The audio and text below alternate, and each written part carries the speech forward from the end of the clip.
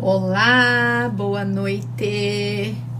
Vamos começar mais uma live. Primeira live do ano de 2025. Espero que estejam todos bem.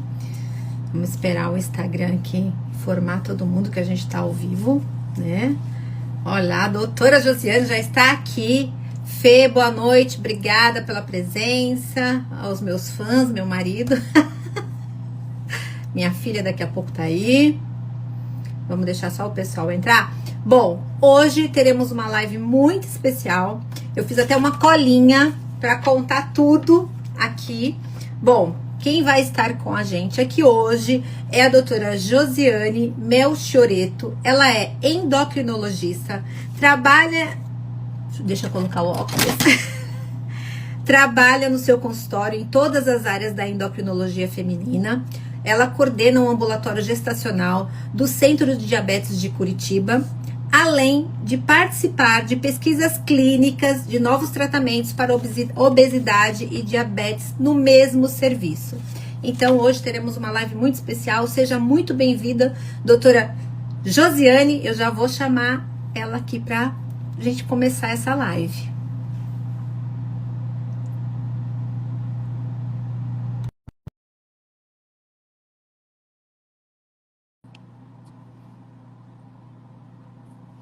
Já convidei.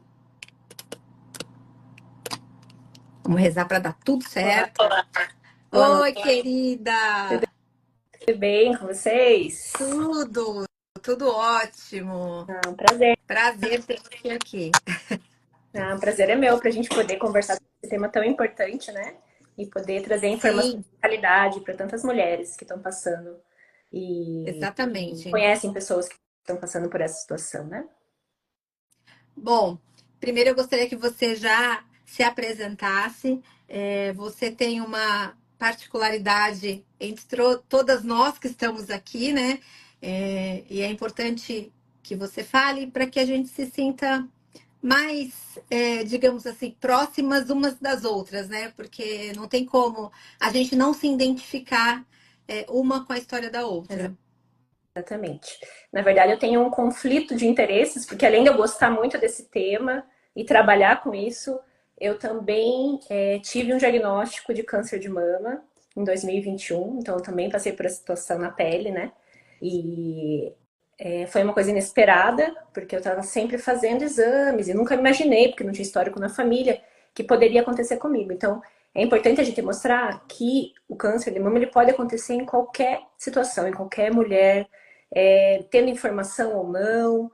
Então é importante a gente estar atenta, né? Atenta ao nosso corpo, fazer os procedimentos necessários. Eu, por exemplo, eu fazia meus exames com regularidade, sempre, né? Todo ano ia ao médico. Eu tinha ido no meu ginecologista em outubro, feito ultrassom de mama, tava tudo certo. Em janeiro, então poucos meses depois eu notei um nódulo na mama. Na praia, né? Foi bom que eu tava mais atenta. Então é importante, além da gente fazer os exames regulares, a gente também fazer não só o autoexame, que é o autoexame para esses tumores de intervalo, eles são muito importantes, porque às vezes pode pegar nesse meio tempo, né? Então eu fui pega um pouco de surpresa, assim, porque não imaginava que isso poderia acontecer, né? Tinha acabado de fazer exames e estava numa situação assim, bem, não tinha outros problemas de saúde, 3 filhos pequenos, né? Então foi um baque assim emocional ali. Acho que até você saber o que que é, o que que você precisa fazer, qual que é o tipo, como é que tá a localização, né? Se é avançado ou não, a gente fica um pouco ansiosa. Depois, assim, a gente cria uma força e vai atrás do que precisa, né? Pra gente ficar bem, né?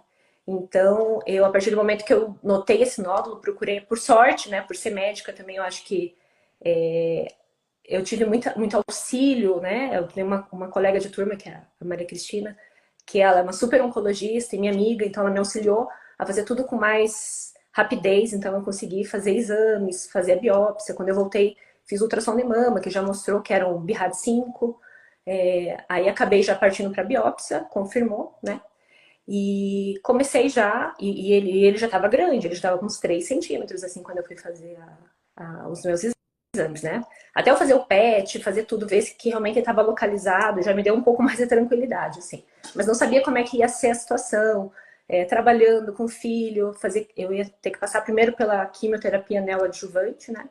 e depois fazer a cirurgia.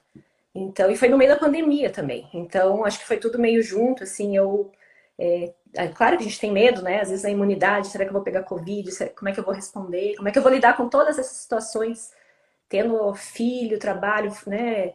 A gente quer abraçar o mundo, né? Acho que até por isso Sim. o câncer, ele vem com um propósito, né? No meu caso, acho que mudou a minha vida, hoje para muito melhor, apesar de ser estranho, assim, acho que hoje a saúde que eu tenho nem se compara à que eu tinha antes. Porque você começa a rever muita coisa, né? Tuas prioridades, o que é relevante para você, o que te adoece, né? Porque acho que tinha muita coisa que me deixava doente. E a gente não sabe, às vezes, impor limites, a gente não sabe.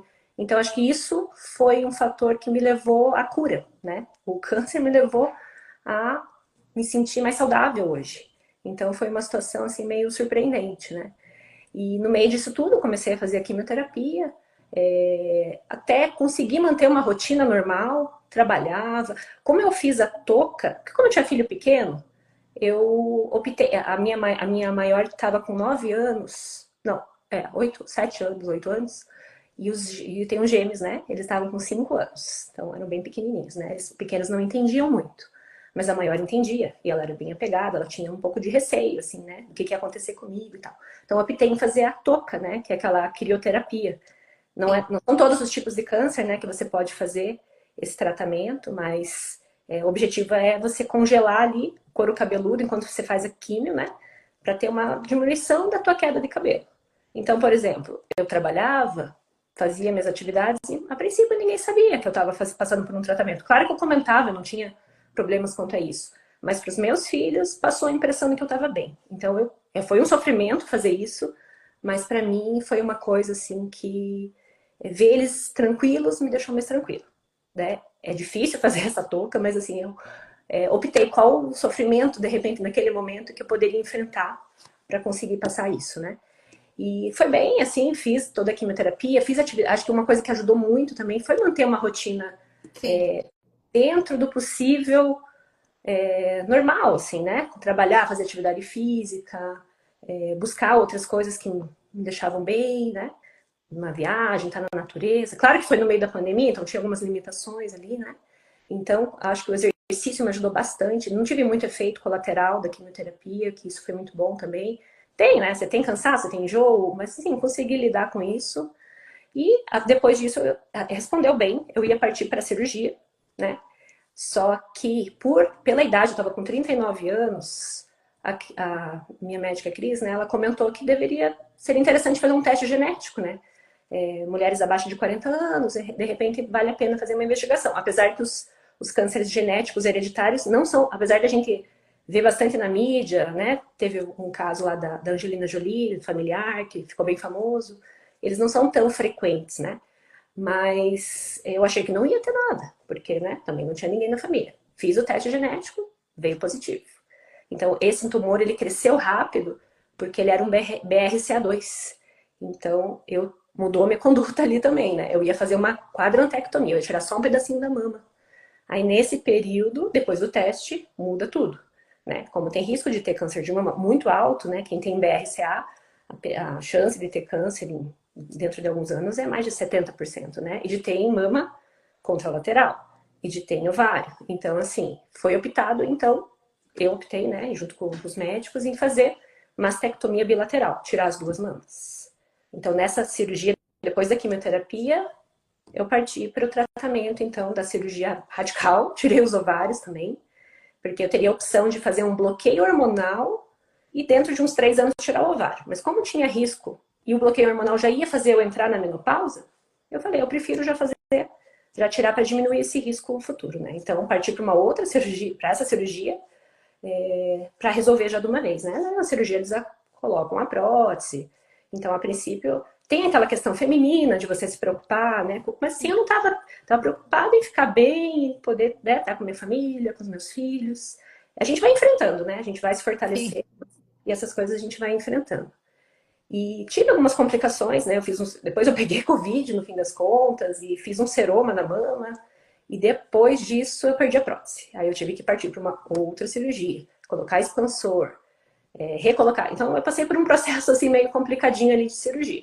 Mas eu acho que a partir do momento que eu fui buscando a cura em outras coisas também, não só na física, né, na cura física, eu acho que eu consegui ficar bem de verdade. Então, fui trabalhando, acho que esse processo me ajudou. Eu gosto muito de espiritualidade, então eu estudava muito sobre isso, mas na prática, às vezes a gente na correria acaba não fazendo muita coisa, né? Então eu vi que assim, realmente eu precisava mudar e colocar em prática o que eu acreditava, o que eu sabia que era bom, né? Para melhorar a minha vida, a minha energia, assim. Então eu fui trabalhando muitas questões nesse sentido e daí foi ficando bem, né? Então passei por esse processo, fiz a cirurgia. Depois disso, agora já fazem 4 anos, né? Tô fazendo o bloqueio hormonal. O bloqueio hormonal a gente faz, né, por 5 anos para evitar a recorrência ali e acompanhamento, mas a princípio agora vida normal, aparentemente livre de doença, né? E claro que vou ter que fazer acompanhamento por causa dessa mutação. Então eu faço avaliação também de abdômen, de outras intestino, colonoscopia, que eu preciso acompanhar. Mas eu mudei minha vida porque agora eu coloco em prática o que eu acredito que é certo, né? Então me coloco como prioridade. Eu não deixo assim de fazer atividade física, porque a gente sempre tem uma desculpa, é tempo, é correria, é família, mas a gente tem que colocar isso como inegociável pra gente, né? Então, eu acho que eu comecei a rever isso, mudei um monte de coisa de consultório, né? Colocar alguns limites, sabe?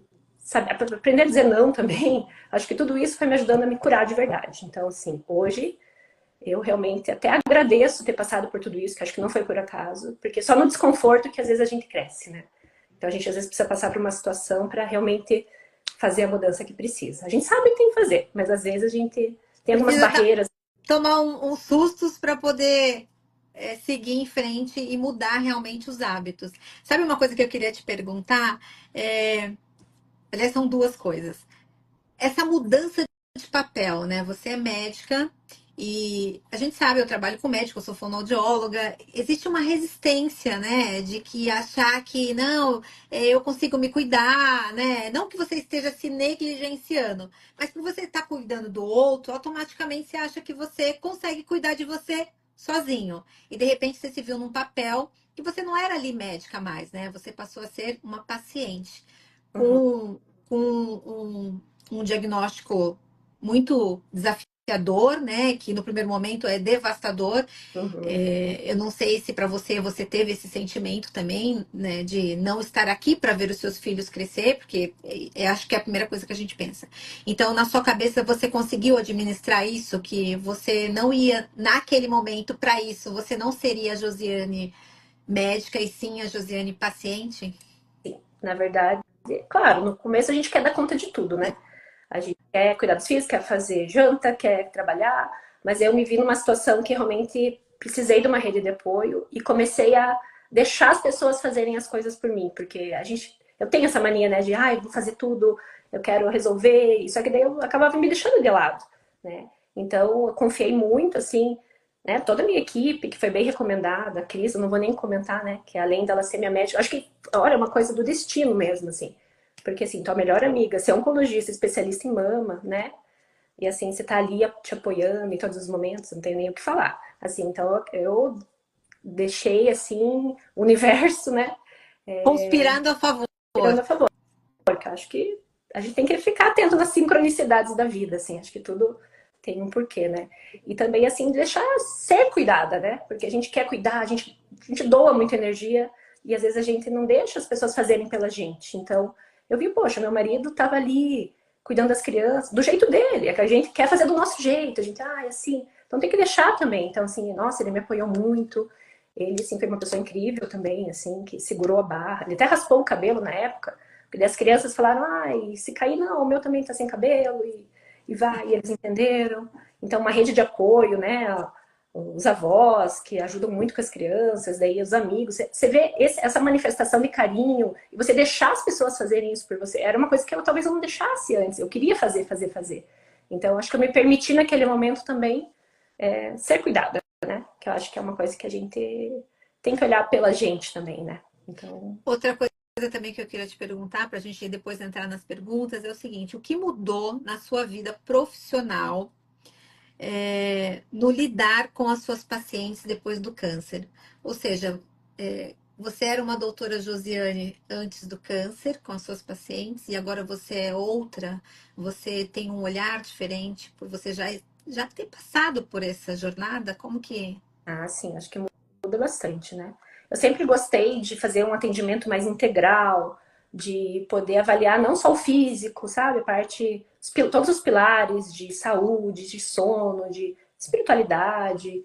E só que por tempo, às vezes por correria, às vezes a gente acabava fazendo algumas escolhas. Então, a partir dali, além da visão, acho que mudar, a gente saber o que a paciente está passando, antecipar essas angústias, saber os exames que são necessários, dicas práticas, né, do que elas poderiam fazer para ajudar nesse processo, porque como eu já tinha passado por isso também, já sabia, né, também algumas dicas. Então acho que isso também foi bem legal, assim, uma visão que a gente acabava deixando para outro especialista, mas agora eu já sei, né, que eu tenho que avaliar algumas situações, a parte óssea, tem que avaliar a menopausa, peso, mas aí a gente já tem uma visão mais geral, acho que isso ajuda muito. E eu comecei a ver que eu também precisava mudar. Eu mudei bastante, assim, por exemplo, no consultório, de tempo de consulta, de poder ter mais tempo, até de valorização minha, assim, sabe? De ter mais prioridades. Então, acho que eu comecei a colocar em prática o que eu queria fazer de verdade, ter mais coragem, né? Para fazer mudanças também, assim, né? Então, acho que poder dar o meu melhor e acreditar nisso, que eu poderia realmente mudar tudo que eu estava fazendo por mim, de mudar, além do físico, eu queria também fazer pelas pacientes. Então eu fui, e hoje eu gosto de estudar, além da medicina, outras coisas, porque eu quero fazer esse atendimento mais integral, assim, né, para os meus pacientes também. Olha, teve tantas perguntas que eu acho que isso daria umas 2 lives, mas e eu recebi muitas perguntas do tipo assim: ah, eu não sabia que endocrinologista cuidava de tantas coisas. Para mim, só cuidava de diabetes, né? Uhum. Existe essa informação que as pessoas acham que o endocrinologista só vai cuidar da diabetes. Não é, Uhum. me corrige, estou errado ou ou isso é mito ou é verdade? É que uma das as doenças mais frequentes que a gente atende no consultório é a diabetes e a obesidade, né? Mas endocrinologia envolve uma gama gigante de alterações hormonais, metabolismo, então a gente trata desde problemas de. Tem endócrino pediatra também que trata crescimento, tireoide, menopausa, ovário policístico, parte óssea, porque o hormônio a gente tem em vários locais, inclusive nossos músculos que produzem hormônio, a gente tem sarcopenia, a gente tem problemas na hipófise, então a endocrinologia envolve uma gama bem grande de alterações, testosterona no homem, os hormônios femininos na mulher, adrenal, cansaço, Cushing. Então, existe um monte de coisa que endócrino acaba avaliando, assim, hipertensão, né? Parte metabólica, então, colesterol, risco cardiovascular. Claro que muitas vezes a gente precisa de um acompanhamento multidisciplinar ali, né? Mas é bem amplo, assim, a, o que a gente acaba acompanhando e investigando, né? Junto dos Bom, pacientes. vamos começar com uma pergunta aqui, ó, que fizeram assim, ó. O uso do Zoladex e do tamoxifeno influencia no ganho da massa muscular e na perda de gordura? O uso dessas duas medicações? Atrapalha, né? Porque são medicamentos que. Ó, o Zoladex é um medicamento que faz um bloqueio hormonal. Então, sempre que você tem uma redução dos níveis hormonais, é como se você estivesse entrando numa menopausa. O que você vai ter? Você vai ter uma alteração da tua composição corporal. Então, a mulher, ela tem uma tendência a ter acúmulo de gordura periférica, né? No quadril, em coxa. Quando a mulher entra na menopausa, ou quando tem uma queda dos hormônios femininos, você vai ter mais um aumento de gordura central, abdominal, visceral. E é essa gordura que vai aumentar risco, além de ter mais dificuldade de perder peso, risco de doenças metabólicas, né? Como hipertensão, diabetes, colesterol. Por isso que a mulher, após a menopausa, tem um risco cardiovascular aumentado, porque tem uma troca dessa composição corporal. E a mulher também vai perdendo massa magra. Então, esses medicamentos, né? Então, às vezes usa o medicamento, o Zoladex, para bloqueio hormonal. Porque se você tem o estrogênio circulando, que é o hormônio feminino, alguns tipos de tumores de mama, eles se alimentam esse hormônio, desse estrogênio, né? Então, você tem que bloquear para que você não tenha esse risco de ter recorrência ou piora da resposta, né, após o tratamento, para ter uma cura, né? Eles têm esse lado bom, né, de diminuir essa recorrência, mas eles vão fazer a queda desse hormônio fazendo alterações da composição corporal, piora da perda de massa magra.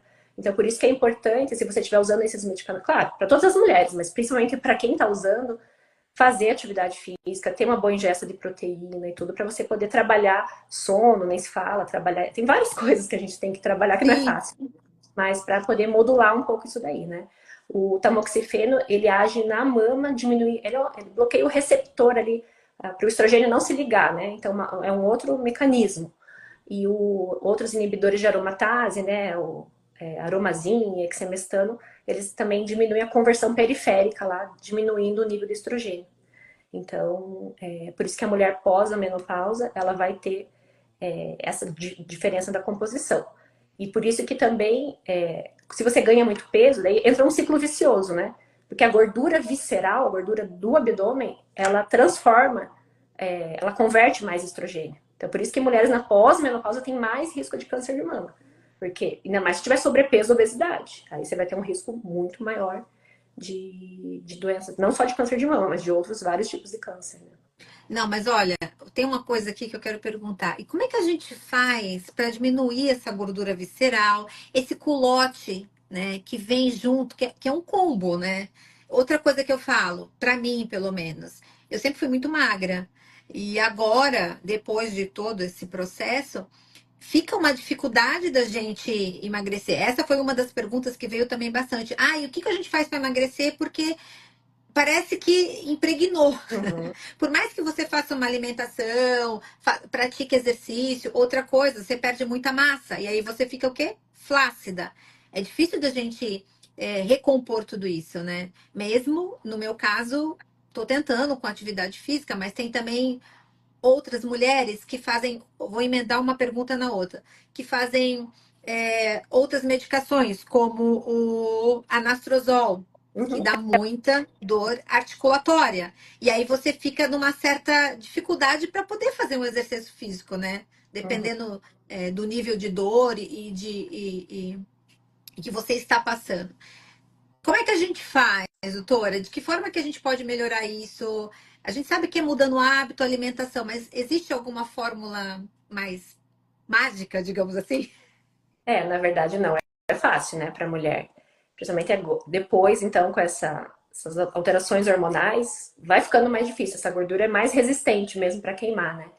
E, na verdade, a gente precisa ter algumas estratégias ali, porque às vezes a gente faz uma dieta, a gente come, mas a gente come, por exemplo, pouca proteína. O que ajuda a gente a perder e manter o peso perdido a longo prazo? É você trabalhar a tua massa magra. Então, é músculo, né?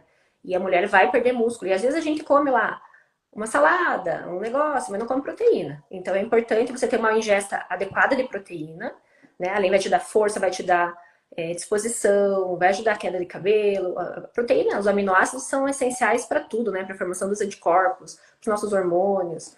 Então, às vezes, tem muita gente, a gente vê isso muito agora, porque muita gente está usando esses medicamentos, né?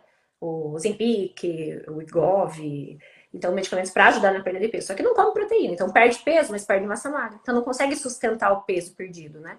Então você precisa ter uma alimentação com saciedade, então aumentar o nível de proteína, atividade física, você tem que ter um mínimo de atividade física, né? Então, eu sei que às vezes não é fácil, porque você tá cansada, com fadiga, tem uso de medicamentos. Comece o mínimo, né? Se hidrate bem, comece.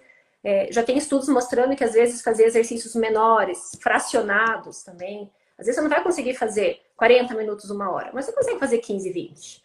Então você pode fazer. Tem estudos mostrando que 10 minutos de exercício já faz liberação hormonal positiva, já libera miocinas que vão. As miocinas são proteínas liberadas pela contração muscular, que vão agir no cérebro, na disposição, que vão agir até na resposta do câncer, né? Então, modula o sistema imunológico, as nossas células natural killers. Então, às vezes, 15, 20 minutos de exercício, que você fracione isso ao longo do dia, às vezes é interessante também, às vezes é uma forma de você conseguir fazer. E, de preferência, associar exercícios aeróbicos com exercícios resistidos, né? Exercício de força, pilates, musculação, para trabalhar a tua massa magra, né?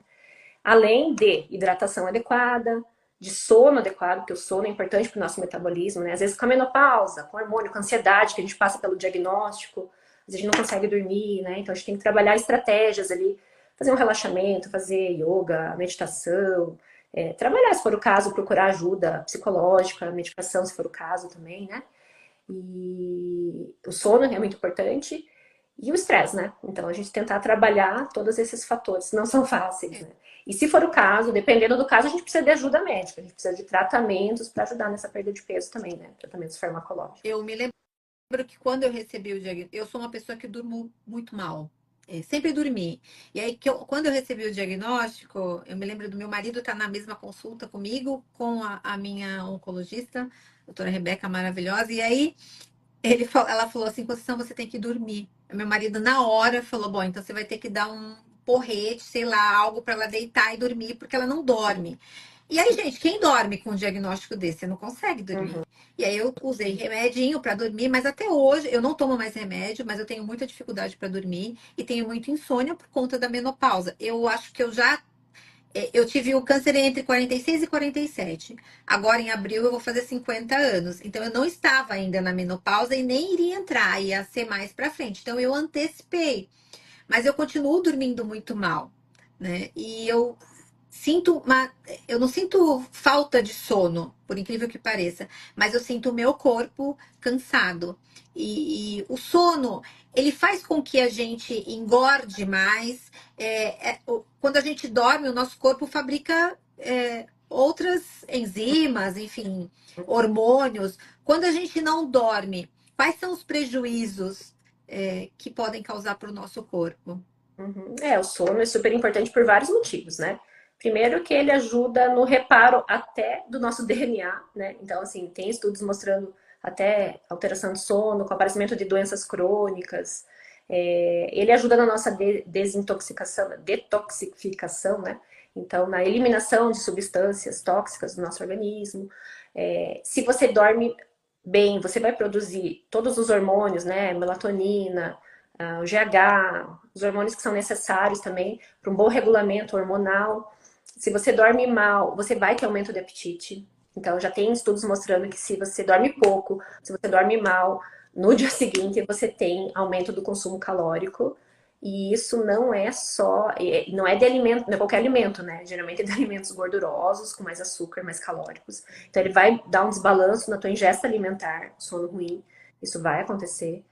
E além de dar cansaço, você não vai ter disposição para fazer atividade física, para fazer as suas atividades diárias. Então, por isso que a gente sabe, hoje a medicina do estilo de vida está muito em voga, né? Porque precisa trabalhar todos os pilares. E o sono é um dos pilares fundamentais. Então, se a gente não tem um sono adequado, produção hormonal, desintoxicação, a ingesta alimentar, tudo fica prejudicado. Então, a gente precisa trabalhar isso. Então, não é fácil. Então, existem técnicas de higiene do sono.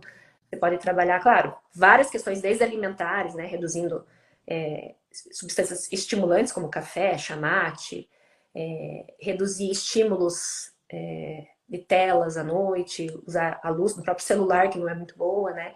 Mas a luz azul. Tentar não jantar muito tarde, mas não é fácil, porque a menopausa também, ela causa essas alterações no sono, né? A falta do estrogênio faz despertar noturno, e muitas vezes, depois do câncer de mama, a gente não pode fazer reposição hormonal, né? Então a gente tem que trabalhar com coisas naturais, com meditação, tem estudos mostrando, né? Yoga, meditação, exercício físico, ele ajuda bastante no sono, né? Então você tem que trabalhar em conjunto com esses outros pilares para você conseguir também trabalhar teu sono, né? Tem uma pergunta aqui que é assim: tive câncer de tireoide após o de mama. Tem alguma relação metabólica isso?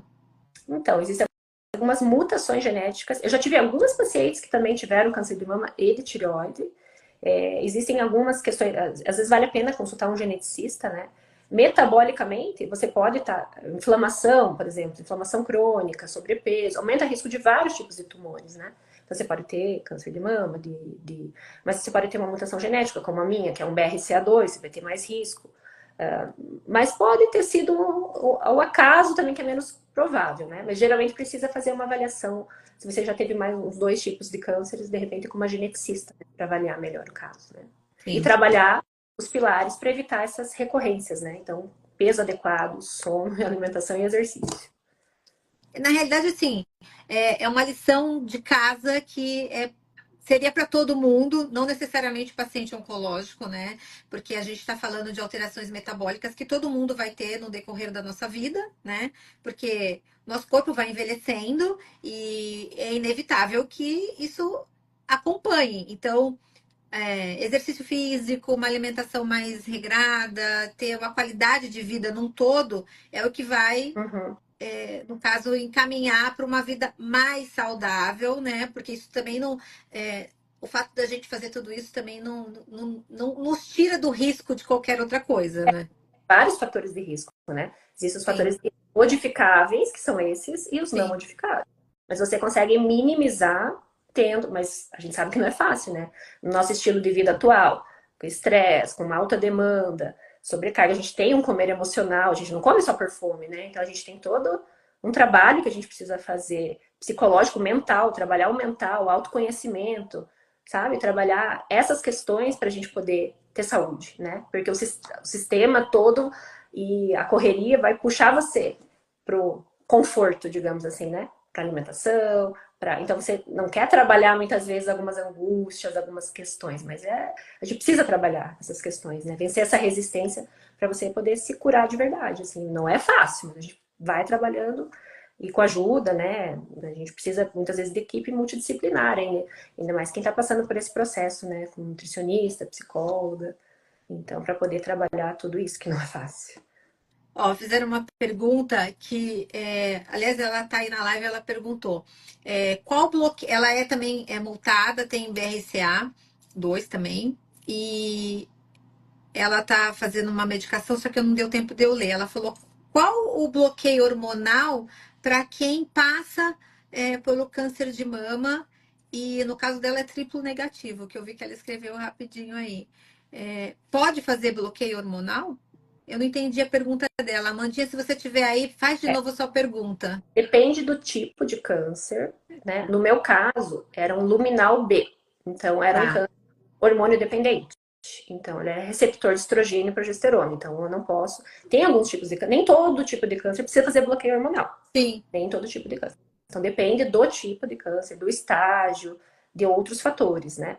Tem tumores que vão ter imunoterapia, vão ter outros tratamentos, vão ter, né? Aí a gente vai numa outra questão. Aí depende, o bloqueio hormonal também depende se a mulher já está ou não na menopausa. Geralmente as mulheres pré-menopausa, elas fazem uso do dos SERMs, né? Tamoxifeno, e as mulheres pós-menopausa usam os inibidores da aromatase, né? Então o ovário já não está mais produzindo, então você tem que inibir a conversão periférica, né? E trabalhar o peso para você não ter aumento de estrogênio pelo tecido adiposo. Porque senão você está competindo, você está dando um bloqueio hormonal e você Mas tá. Por isso que quem tem sobrepeso, obesidade síndrome metabólica tem risco de recorrência e de pior resposta, né, ao tratamento. Então você está competindo com o inibidor, né? Que você está produzindo pelo teu tecido adiposo. tá. Ó, perguntaram aqui. Fiquei diabética com a menopausa e depois do câncer. Fiquei diabética e com a menopausa depois do câncer. É muito comum, né? Eu tô tentando, lutando aí, né? Porque você vê, eu não sou tão, não fiquei tão gordinha. Aliás, fiquei muito magra durante o tratamento, perdi 16 quilos, depois fui pegando de novo. Mas hoje o meu corpo não é mais o corpo que eu tinha antes de passar por esse processo. E a cada 3 meses eu faço exames, eu vejo que vira e mexe lá a minha glicose está um pouco assim, bem no limite, né? Assim, próxima. E eu tento fazer uma alimentação. Eu não vou dizer que eu sou um exemplo, porque eu não sou, é difícil pra caramba, né? A gente sabe, você acabou de falar aí, a gente tenta, mas muitas mulheres que passam pelo tratamento, pelo menos a maioria das que eu conheço, boa parte delas ficam diabéticas e por conta da menopausa e ficam com aquela distúrbio da tireoide. Isso tudo é em função das mudanças metabólicas e tudo isso que acontece com o nosso corpo por conta das medicações, né? Por vários fatores, né? Na verdade, por exemplo, durante o tratamento, né, a própria quimioterapia, os quimioterápicos, o uso de corticoide, né, que a gente usa muito corticoide, o corticoide faz resistência à insulina. Então, se você já tem uma predisposição, às vezes familiar, já tem alguma tendência, você pode vir a ter aumento de glicemia, né, nesse período. Então, hoje tem a imunoterapia também, então existem alguns medicamentos que eles regulam lá nas células-alvo, mas eles podem causar um desbalanço ali do sistema imunológico, afetando até a glicemia. Então, tem pacientes que desenvolvem um diabetes tipo 1 parecido com um problema autoimune, né, devido ao imunoterápico, ou outros problemas hormonais também relacionados ao imunoterápico, né. Então, pode ser relacionado ao medicamento, pode ser porque as mulheres ganham peso durante a maioria, né, algumas, que nem você falou no teu caso, você perdeu peso, mas muitas ganham peso por causa do corticoide, porque não ficam cansadas, não fazem atividade física, porque não consegue, acha que tem que ficar forte, né, para passar pelo processo e come mais, às vezes não sabe que não é a quantidade, né, a adequação ali da dieta. Então tem muita mulher que ganha peso pelo próprio estresse, pela ansiedade, por compulsão, por outros fatores também. E também depois pela menopausa, né? Então, nem toda mulher que faz o tratamento vai entrar na menopausa. Às vezes é uma alteração transitória dos hormônios e depois pode normalizar. Mas muitas vão entrar na menopausa após, e como eu comentei ali antes, essa mudança de composição corporal, ganho de peso, nem sempre vai tá relacionado só a sobrepeso e obesidade. Vai ter síndrome metabólica associada, vai ter resistência à insulina. Resistência insulínica pode causar um monte de alteração, gordura no fígado, pode aumentar o risco de nódulos, de tireoide, pode fazer outras questões, pode fazer um monte de coisa, na verdade, né? Então, é relacionado a vários fatores e a síndrome metabólica vai aumentar lá na frente risco de outras doenças, risco cardiovascular, entre outros aí, né? Então, bagunça tudo mesmo, né? Eu posso dizer que existe metabolismo lento? É correto dizer isso? Ah, o meu metabolismo é lento. Na verdade, tua taxa metabólica basal está baixa, então você tem um gasto energético baixo. Como que você faz para melhorar? Isso pode ter predisposição genética, mas assim, muitas vezes está relacionado a baixa massa muscular. Porque se você ganha músculo, você aumenta a tua taxa metabólica. Se você faz exercício, você aumenta. Mas existem fatores, por exemplo, questões hormonais, hipotireoidismo, a própria menopausa, que vão ter uma redução do gasto energético. Ou se você faz dieta muito restritiva, não come, tem uma desnutrição, você pode ter também o teu corpo começa a guardar, né? Então você pode ter uma diminuição da tua taxa metabólica basal. Isso pode acontecer por vários fatores também, desde hormonais ou por outros fatores aí genéticos ou consequência do tratamento também, né? E eu posso dizer também que o nosso corpo, nesse período da menopausa, que a gente escuta também bastante, eu sim, o meu corpo inflama. Agora que eu estou na menopausa, o meu corpo inflama muito. E é correto falar isso? Isso é dessa forma que a gente fala mesmo? É um processo inflamatório? A Eu menopausa, recebi. a menopausa em si, ela não é por si só inflamatória, né? Você pode ter sintomas que parecem inflamação, né? Porque a gente vai ter calorão, vai ter ressecamento, vai ter mal-estar, né? Mas geralmente a inflamação vai estar relacionada a alguma outra condição associada, né? Tipo um ganho de peso, o intestino que não tá bom. Hoje a gente sabe também, uma das coisas que tem muita relação com a saúde, com os hormônios, até com o risco de câncer, é a microbiota intestinal. Então isso vai mudando, né? A quimioterapia, por exemplo, você pode, né? Você mata células tumorais, mas você vai ter uma mudança da tua flora intestinal. Então tudo isso a longo prazo pode levar a uma inflamação. Não a menopausa por si, mas todo esse conjunto ali que leva a isso, né? Então, hoje eles têm trabalhado muito. Um dos fatores também de risco para câncer de mama que tem se estudado é a microbiota intestinal, né? Que tem bactérias do intestino que absorvem e produzem um pouco de estrogênio também, e em algumas mulheres isso pode ter uma retroalimentação ali também. Então, trabalhar o intestino é uma das outras coisas que a gente precisa para ter saúde, para ter bom hormônio, para ter disposição para dormir bem para tudo, né? Então também não é fácil, mas aí tem estratégias aí para poder trabalhar tudo isso, né? E quais seriam essas estratégias? Além de atividade física, uma boa alimentação, tentar manter um equilíbrio emocional, que a gente sabe que nem sempre é possível. E sobre o intestino, que é o nosso segundo cérebro, né? Então, tudo que a gente come, de uma certa forma, vai influenciar muito a nossa qualidade de vida, desde a hora que a gente acorda até a hora que a gente vai dormir, né? Quais seriam as estratégias, doutora, para que a gente tente amenizar isso? Primeiro é o tipo de alimentação. Então não adianta só comer coisa saudável, você tem que ter uma alimentação bem variada, com frutas, legumes, fibras. Então, comer colorido, que a gente fala, né? Então, ter antioxidante, frutas vermelhas, comer vegetais, comer sementes, nozes, não fazer dietas restritivas, né? Comer só certos tipos de alimentos. Então, a flora bacteriana, ela gosta de variedade ali, de alimentos, né?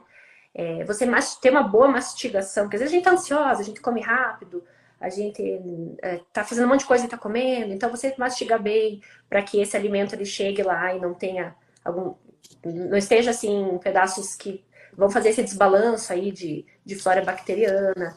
Você tomar alguns cuidados na alimentação de não ingerir tanto líquido para que tenha uma boa digestão junto, entre várias outras questões, né? As pessoas falam, e probiótico?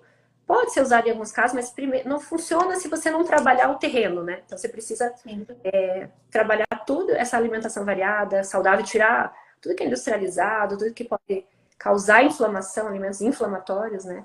Para que você consiga melhorar isso, né? Ter sono, gerenciar o estresse faz desbiose, sono ruim faz. Então, tá tudo interligado, então não tem jeito. Então você precisa trabalhar tudo isso, mas prestar atenção para ter uma diversidade alimentar boa, né? Vou fazer uma pergunta aí que agora vai entrar o lado mãe, porque você é mãe de menina, eu também sou e deve ter várias aqui na live. Eu sempre falo, eu vou falar por mim, mas aí a senhora responde por você. Eu percebo que eu não fui preparada, né, para todas essas adversidades que acontecem, né, na mulher, menopausa, enfim, todas essas dificuldades que pode vir a acontecer, essas alterações. E aí meio que a gente vai a toque de caixa, meio tomando tudo pela frente, assim, né? E ainda de quebra, eu ainda peguei um câncer de mama que não estava nos programas, mas já que veio, eu tive que abraçar. E aí eu fico pensando na minha filha, né? Que ela tem 10 anos. Hoje, graças a Deus, eu fui levar ela para tomar a segunda dose da HPV, porque eu estava super preocupada. E aí hoje, quando eu estava dando a vacina nela, eu fiquei pensando, eu falei, caramba, né? Tem tanta coisa ainda para minha filha passar. E eu queria, de uma certa forma, explicar para ela, alertar ela, né? Porque eu sinto que se a gente que já passou por esse caminho, a gente tem que meio que ensinar o caminho das pedras para as nossas filhas, né? Para que elas não passem por tudo isso. Porque outro dia eu estava vendo uma reportagem de uma americana e ela falou assim, ela é paciente oncológica, ela falou, olha, eu passei dias horríveis com câncer, mas eu nunca imaginei que eu ia sofrer tanto com uma menopausa. E realmente é muito desafiador passar pela menopausa, viver todas essas angústias, porque a gente fica emocionalmente e estruturalmente, fisicamente muito mal. Então, eu vou perguntar para você: você acha que você está preparando o terreno para que a sua filha tenha um caminho mais leve? Olha, a gente tenta trabalhar, mas a gente nunca, nem a gente está preparado e a gente nunca sabe, né? O que vem pela É, frente. A gente traz mais informação, né, do que a gente recebeu, eu acho. A gente tem, talvez até por ter passado, talvez uma leveza, algumas dicas, mas assim, é um processo individual, são escolhas diárias, né? Então a gente indica, orienta, tenta inserir na rotina delas, né? Tipo, eu gosto delas, meus filhos fazem bastante atividade física, só que não tem como, né? Às vezes eles vão comer coisa errada, eles vão fazer coisas que a gente não vai ter controle sobre isso, né? Mas acho que você tendo conversa, informação, deixando, conversando abertamente sobre esses temas, né? Eu acho que isso muda um pouco o cenário, né? Você ter uma clareza sobre risco, sobre doença. E era um tabu, né? Acho que até um tempo atrás ninguém falava muito sobre câncer, sobre menopausa. Então, até sobre menstruação, né? As meninas, agora minha filha tá pré-adolescente, então a gente fica até um pouco com receio. Mas eu acho que a gente tem que tratar com mais leveza, trazer informação, e assim as coisas vão acontecendo naturalmente. Mas são escolhas que a gente ensina, a gente tem que ser o exemplo também, né? Porque eles seguem o que a gente faz. Então, se você seguir uma alimentação, eles vão seguir também. Na maioria das vezes, eles são exemplo dos pais. Então, se a gente... não adianta você falar para ele fazer uma coisa que você não faz. Então, você tem que fazer. Você tem que ser exemplo. Você faz atividade física, eles vão fazer. Né? Na praia, eu tava nas férias correndo, eles quiseram correr também. Então, eles vão seguindo um pouco, né? Só que você tem que ir estimulando isso diariamente. E são escolhas que não dependem só da gente, né? Então a gente tenta mostrar o melhor caminho. No caso das minhas filhas, por exemplo, elas vão ter que fazer futuramente teste genético também. Então, se eu ficar pensando muito sobre isso, até eu fico, meu Deus, ansiosa. Mas assim, tá fora do meu controle, eu não tenho o que Sim. fazer sobre essa situação. Então, eu vou incentivar ao máximo que elas tenham uma vida saudável, que elas façam atividade física. Vou incentivar o que tá no meu controle, o que não tá, a gente entrega para o universo, né? E faz o que precisa ser feito, e tudo tem seu propósito, então a gente vai acreditando nisso também para seguir em paz, né? E fazer o melhor que a gente pode. Hoje em dia, com o aumento do câncer de mama para as mulheres jovens, né?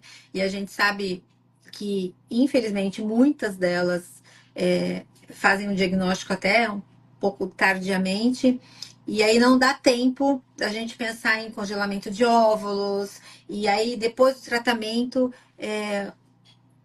meninas com 28, 26 anos entrando na menopausa. Eu vi que você participa de um estudo, né?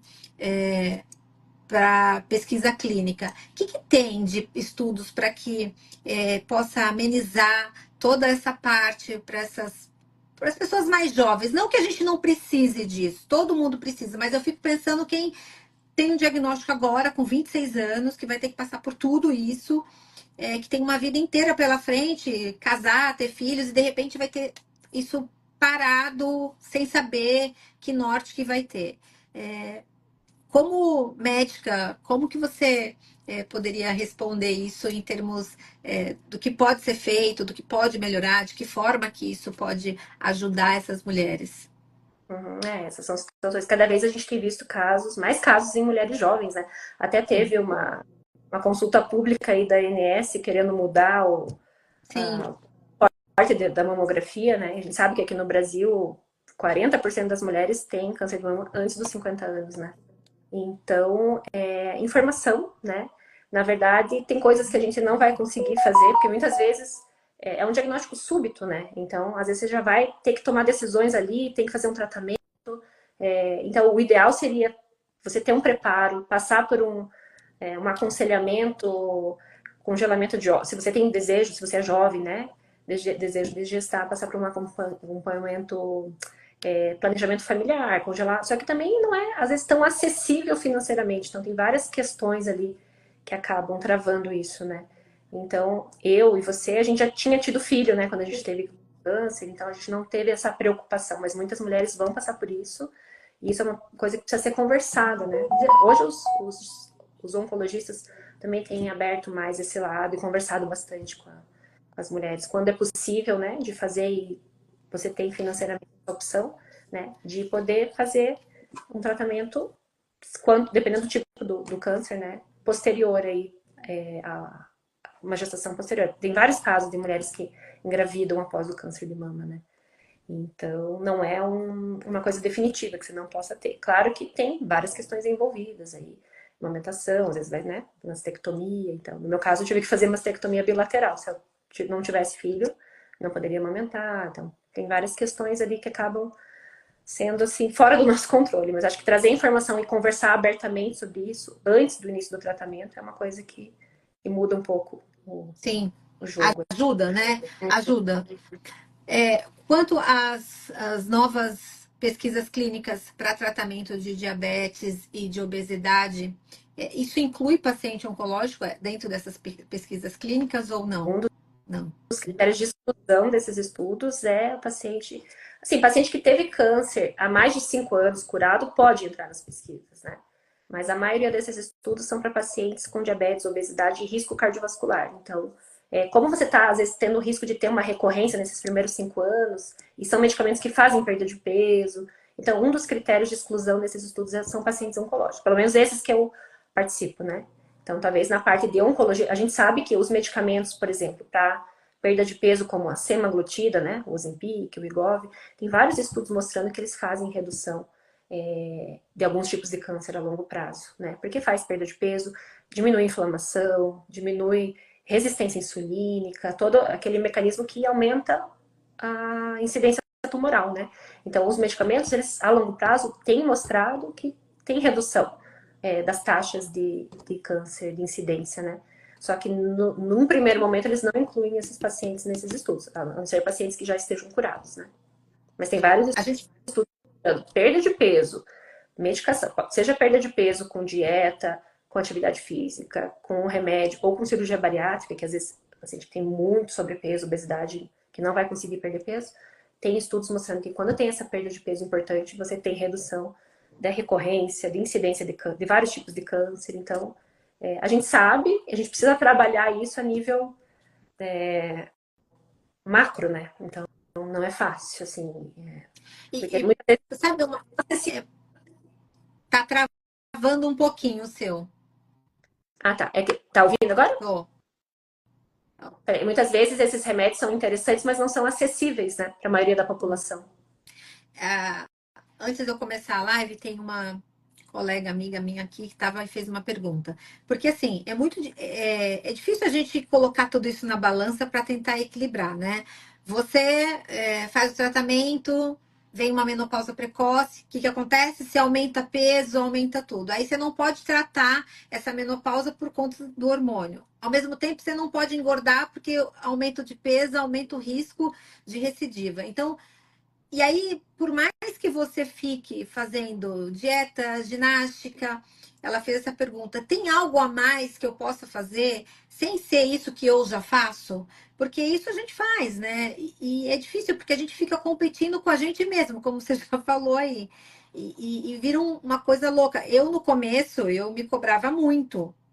Tava ficando até meio que uma neurose psicológica. Eu não podia ver ninguém o pessoal malha, põe lá, tá pago. Eu não ia falar, meu Deus do céu, hoje tá difícil.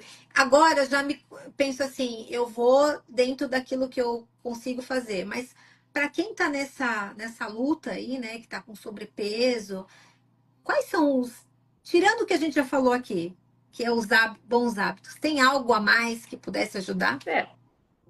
Dependendo do caso, você precisa de auxílio, às vezes tratamento medicamentoso mesmo, né? Por exemplo, para menopausa a gente não pode fazer reposição hormonal, mas existem terapias alternativas que a gente pode usar para amenizar. É um processo que a gente vai ter que trabalhar essas questões, né? Então, existem, por exemplo, até remédios que são usados para humor, né? Como a venlafaxina, tal, que pode diminuir um pouco a ansiedade, pode melhorar o calorão. Às vezes você vai dormir melhor. Então, você vai ter que avaliar cada caso e pensar em terapias alternativas, em acompanhamento, fortalecimento da tua resiliência com psicologia, com autoconhecimento, para você ir trabalhando a longo prazo. Mas muitas vezes você vai precisar de auxílio medicamentoso, não tem jeito. Porque se tá num ciclo vicioso, é difícil ali, né? Uma menopausa, como você falou, não vai conseguir dormir bem, aí vai ter ganho de peso, mas daí também não tô conseguindo fazer tanto exercício. Então, você começa com o que você consegue fazer, isso que você falou. Eu consigo fazer hoje, não vou me cobrar tanto, né? Eu não preciso virar fitness, assim, musa fitness, mas assim, eu vou conseguir fazer, eu vou fazendo aos poucos o que está dentro do meu controle. E o que eu não consigo, eu vou precisar de auxílio. Muitas vezes vai ser auxílio medicamentoso, né? Então, muitas vezes a gente vai precisar de um tratamento para ajudar na ansiedade, no sono. Não tem problema. Às vezes vai ser temporário. A gente vai conseguindo trabalhar outras questões. A gente vai aumentando o nosso condicionamento. Aos poucos, tudo vai se organizando. Não é fácil, mas tem que dar o primeiro passo, né? Mínimo. Pequenas mudanças, pequenos movimentos contam, né? Então, às vezes a gente fica fazendo muito exercício, mas também trabalha o dia inteiro sentado. Fica 8, 10 horas sentado. Então, fazer mudanças. Hoje eles falam muito de quebrar o tempo sentado, você fazer pequenos, às vezes 5 minutos de exercício mais intenso, que são os lanches de exercício, exercises snacks. Isso já vai liberar miocina, já vai quebrar o tempo sentado, já vai ter um efeito benéfico. Então, vai aos poucos, você vai trabalhando o que você consegue. Não dá para se cobrar muito também, né? E procurar sempre auxílio, né? Então, hoje tem medicamentos, hoje tem estratégias nutricionais, terapias alternativas que podem te ajudar a fortalecer cada um desses pilares que você vai ter que fortalecer aos poucos, né? Sim, e também é claro que o emocional, né, conta muito, né? A gente acaba descontando um pouco na comida, né? Não tem como. Depois de um processo, eu falo que é uma reconstrução diária, né? Você passa por um processo muito transformador, né? E aí, obviamente você volta uma outra pessoa, né? Do que você não era antes. E aí ter que trabalhar com todas essas questões são muitas coisas. Você, como médica que passou por tudo isso, como que você lida agora? Eu sei que você faz pilates, você faz ginástica, como você falou, é inegociável. Mas você se cobra também? Você fica nesse ciclo vicioso também? Olha, eu tenho minhas fraquezas também. Normal, tem dia que eu não tô bem, não vou fazer exercício. Eu já não me cobro tanto. Assim, eu tento fazer o máximo que eu posso naquele dia. De como eu... A gente estava num papo super legal sobre assuntos aqui metabólicos, alterações metabólicas. Vou chamá-la novamente. Olha o André, meu amigo querido. Boa noite.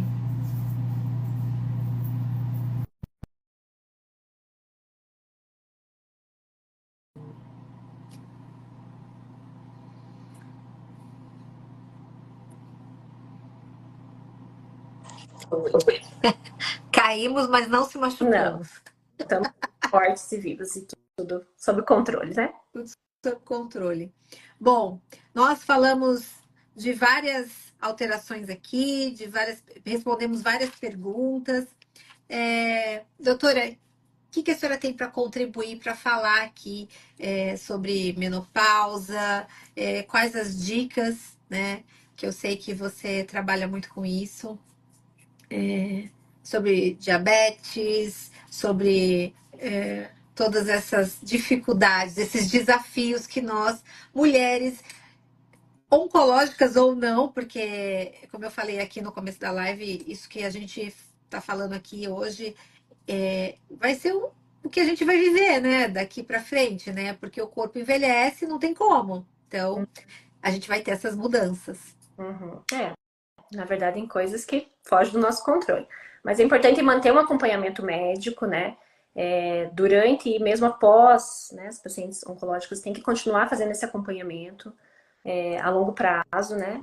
Que com ajuda a gente consegue trabalhar essas várias questões, monitorar a glicemia, monitorar fatores fazer exames cardiovasculares, que na menopausa a gente tem aumento do risco cardiovascular, então a gente precisa fazer exames, a gente precisa estar acompanhando várias dessas questões. Então a gente já comentou bastante sobre alimentação, alimentação anti-inflamatória, alimentação variada, aumentar proteínas, né?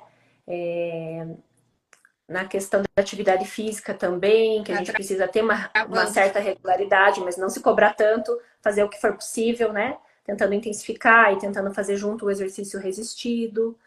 Trabalhar a questão da mente, eu acho que é um dos principais também, a nossa mente, né?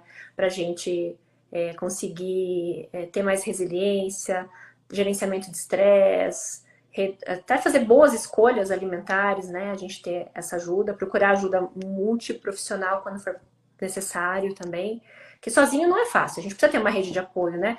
Isso de você estar mostrando aqui no teu canal, de conversar, trazer informação, acho que é uma coisa que ajuda muito. A gente vê que a gente não está sozinha, né? Que muitas Sim. pessoas passam por isso e que a gente pode se apoiar uma na outra, mostrando casos, né? De pessoas que passaram por situações semelhantes, que a gente consegue vencer isso. E vencer isso junto, porque sozinho não é fácil. Você tem que deixar as pessoas te ajudarem também, né? Então, fazer o que está dentro do teu alcance, não se cobrar demais, mas também não deixar as coisas evoluírem de uma maneira que você perca o controle, né? Então, trabalhar ao máximo o teu eu, né? A trabalhar a tua força, teu autoconhecimento.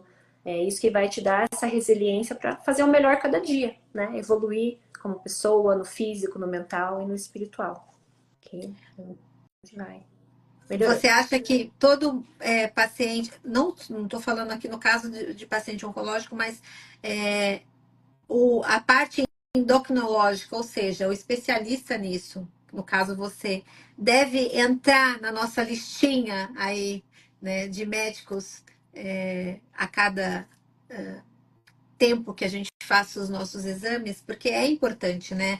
Com a idade, com o ganho de peso, com a menopausa, a gente precisa equilibrar todas essa parte metabólica. E quem cuida disso é o endocrinologista, né? Então é importante a gente fazer esse check-up. Dependendo de cada um, o tempo que cada um está fazendo, colocar isso em prática também, né? Uhum. Mulheres que estão na menopausa, mulheres que têm diabetes, que têm sobrepeso. É importante, claro que vai acompanhar com o seu ginecologista, com o seu oncologista, mas incluir um endocrinologista que vai ter uma visão mais integrada de outros aspectos hormonais, de saúde óssea, que é uma outra coisa que a gente não falou, mas que com a menopausa e com o tratamento também a gente pode ter risco de osteopenia, osteoporose, perda. Essa era uma pergunta que estava aqui na pauta quando caiu. Ó, até vou fazer agora, já você tocou. Faço tratamento com anastrozol e tenho muitas dores articulatórias. Uhum. Isso tem a ver com o tratamento, mas a menopausa, junto com quem fez ou não tratamento para o câncer, automaticamente já traz muita dor articulatória, né? Então, e muitos desgastes, né? Como você falou aí. Como que a gente lida com isso? De que forma que a gente vai tratar, além de fazer um acompanhamento médico? Na verdade, essa perda óssea, né? As dores, a osteopenia, a osteoporose, ela geralmente não vai te dar tantos sintomas. Você vai precisar fazer um acompanhamento com exame de imagem, né? Com densitometria, para você conseguir detectar isso. Mas as dores, ela pode ser por várias questões, desde inflamação, falta de algumas vitaminas, né? Então a gente precisa adequar nível de vitamina D. Então você precisa acompanhar teus exames de vitamina D, fazer reposição. Muitas das vezes a gente tem que repor, porque a gente não vai conseguir isso só com alimentação, e às vezes tomar sol também não vai ser suficiente, muitas vezes a gente não consegue, né? Então fazer a vitamina D é muito importante para tudo, né? Para a saúde óssea, para a saúde hormonal, para nosso sistema imunológico, então você precisa ter um acompanhamento dessa parte de vitaminas também, né? Porque com o tratamento a gente pode ter deficiência de B12, de ferro, de vitamina D. Então a gente precisa estar acompanhando todo, não só a parte hormonal, menopausa, mas também a parte nutricional, então essas vitaminas que são importantes. Então, adequar nível de vitamina D, repor, tomar sol, estar na natureza, que é uma coisa que também já vai trabalhar a ansiedade, o sono, né? Você tomar sol vai fazer você dormir melhor à noite. Então, por isso que eu falo que está tudo interligado, né? Ter uma boa ingesta de cálcio, né? Porque muitas vezes a gente acaba não consumindo muito derivados de leite. Então, a gente vai ter já perda óssea, né? Com a idade, com o tratamento, com a menopausa. Então, muitas vezes a gente vai precisar suplementar, a gente vai precisar usar alguns suplementos também, né? Muitas vezes a gente não vai conseguir só com a dieta, então a gente vai ter que usar, a gente precisa comer lá 1.000 miligramas de cálcio por dia. Isso são um copinho de leite grande tem 250 ml, 250 miligramas de cálcio. Então é difícil alguém que tenha uma ingesta adequada. Então você vai precisar adequar todos esses micronutrientes, e se você não consegue na dieta, você vai ter que fazer uma reposição. Então você vai ter que passar com uma nutricionista, vai ter que avaliar essas questões com o endocrinologista ou com o seu oncologista também. A parte da parte óssea está muito ligada com a nossa massa muscular. Então, se você perde músculo, você vai ter uma redução da tua massa óssea também. Então, por isso que a gente fala que o exercício é importante. E muitas vezes a gente vai ter que entrar, quando tem uma perda óssea importante, aí vai ter que entrar com medicamentos para diminuir essa perda óssea também, né? E esses bloqueadores hormonais ou alguns outros tratamentos, eles podem fazer essa perda óssea. Então, em alguns casos, já até é indicado fazer uma profilaxia com alguns medicamentos para diminuir a perda óssea também, né? E essa dor articulatória está relacionada a essa perda óssea? Não, geralmente. No caso do uso dos anastrozol. Sim. O anastrozol, ele pode dar dor articular por falta do estrogênio, por outras questões. Se você tem uma deficiência de vitamina D, você pode ter uma dor articular. Se você tem uma inflamação, você pode ter. Mas a perda óssea não faz dor. Ela só vai aumentar teu risco de fratura, né? Dor, você vai ter outras causas que você tem que investigar daí, no caso. Né? Pode ser do próprio medicamento, mas pode ter uma deficiência de vitamina D, raquitismo, pode dar dor. Inflamação, né? Pode dar dor. Então você vai ter que investigar. Alguns medicamentos causam alterações imunológicas, aumenta o risco de doença reumatológica. Você pode ter doenças, alguns tipos de artrite também que você vai ter que investigar. Então a perda óssea por si não dói, mas se tem dor, você tem que investigar. Se é só do medicamento ou se tem alguma outra questão associada, né? Perguntaram aí, além do endocrinologista, ela indica passar no nutricionista? Com certeza. certeza, né? Não tem como. Parece difícil, a gente sabe que não dá para ficar só num especialista, num oncologista, né? A gente tem que passar com nutricionista, com oncologista, com endocrinologista, então a gente tem que fazer uma equipe multidisciplinar. Infelizmente, isso não está para todos, né? Não é uma realidade que a gente vive hoje na nossa saúde, mas a gente tem que, da melhor maneira possível, é, tentar amenizar essas situações. E vai ser com um profissional, né? Seja com nutrólogo, com nutricionista, com endocrinologista. Então a gente precisa Uhum. para alinhar, né, essas coisas. Acho que ela perguntou do nutrólogo, né? É. Na verdade, o nutrólogo é médico que vai avaliar, pode ser nutrólogo, pode ser endocrinologista. É que o endocrinologista tem essa visão dessas outras doenças endócrinas, né? Mas às vezes, por uma questão nutricional, para a parte óssea, a parte de vitaminas, pode consultar com o nutrólogo, né? Mas além disso, a nutricionista é que vai montar um planejamento para te ajudar nessas outras questões alimentares, que daí foge do escopo dos médicos, né? Daí são é a questão de outra especialidade. Mas um nutrólogo poderia ser uma alternativa, né? Se passar com endócrino, não necessariamente precisa passar com nutrólogo, mas em alguns casos pode ser indicado. Legal. Mais alguma observação? Você quer deixar alguma mensagem? Quer botar alguma, plantar alguma mensagem positiva para que incentive essa mulherada? E é tão difícil passar por tudo isso sozinha. Eu acho que, acho não, sozinha a gente não consegue atravessar essa essa ponte, né? Então a gente tem que, como você falou, tem que se unir, trocar essas experiências, porque infelizmente são muitas coisas para consertar, para arrumar, né? Uhum. É, e a gente só consegue isso. Ó, anastrozol e aparecimento de cisto no joelho pode ter relação? Não é tão comum. Aí tem que investigar outras causas, né? O só pode fazer dor articular? Pode. Mas, assim, parecimento de cisto já não é tão comum. Então é isso, deixa a sua mensagem, porque foi muito boa. Eu queria, antes de terminar, já te agradecer. É uma live que poderia ter mais tempo, são muitas perguntas, né? Cabem muitas observações aqui, mas muito obrigada pelo carinho e pela disposição. Imagina, eu que agradeço, né? Que acho que é tão importante a gente ter esses momentos de poder abrir informação e conversar e trocar, né, figurinhas aí, porque muitas pessoas passam, muitas mulheres passam e às vezes não tem com quem conversar e trocar essas experiências, né? Então eu que agradeço o convite e falar que a gente tem que estar atenta, né? Que assim como aconteceu comigo, com você, isso pode acontecer com qualquer mulher, então a gente tem que estar acompanhando, a gente tem que estar conhecendo o nosso corpo, né? Então fazer o autoexame é importante, você conhecer suas necessidades, o que, que te faz bem, o que, que não te faz, saber te dar teus limites, saber. Isso que eu acho que foi o que eu mais aprendi nesse meu processo, né? Saber aceitar ajuda, sabe? Para você se sentir bem, se sentir completa, né? Ter energia, mudar a tua vida. Então, assim, não tenho medo de procurar ajuda que for necessária, de demonstrar suas fraquezas. Existem várias coisas que a gente pode fazer para se ajudar. E a gente tem uma corrente grande aqui e todo mundo está se apoiando e no que a gente puder ajudar de informação e apoio mesmo, né? Às vezes uma conversa. Eu acho que a gente está aberto a tudo isso. Então, cuide-se, né? Cuide do bem mais precioso que a gente tem, que é a nossa saúde física e mental. Trabalhe o seu processo próprio, né? De cuidados. E se não conseguir, procure ajuda, né? Que hoje a gente tem muitas opções para ajudar. Então a gente precisa saber também até onde que vai o nosso limite. Então, buscar o que for necessário para se sentir bem. É isso aí. Vamos tirar uma fotinho agora?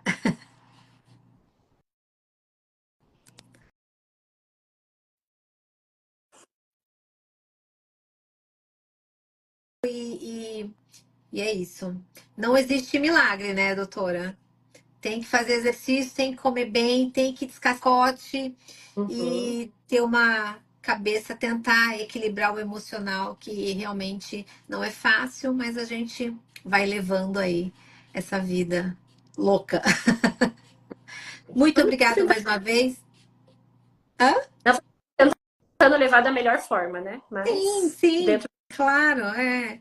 Eu falo isso porque assim, eu também tentei levar da melhor forma possível e tento até hoje, porque não é fácil, né? A gente sabe que o pós é uma outra etapa, né? E a vida continua com essas loucuras. As coisas acontecem e a nossa vida continua. Então é sobre isso, a gente viver cada dia melhor e cuidando cada vez mais do que a gente tem de mais valioso, que é a nossa Com vida. Tá certeza. bom? Parabéns aí pelo Beijo, obrigada. um beijo. Boa noite para Obrigada, vocês. boa noite. Boa noite. Tchau, tchau. Tchau.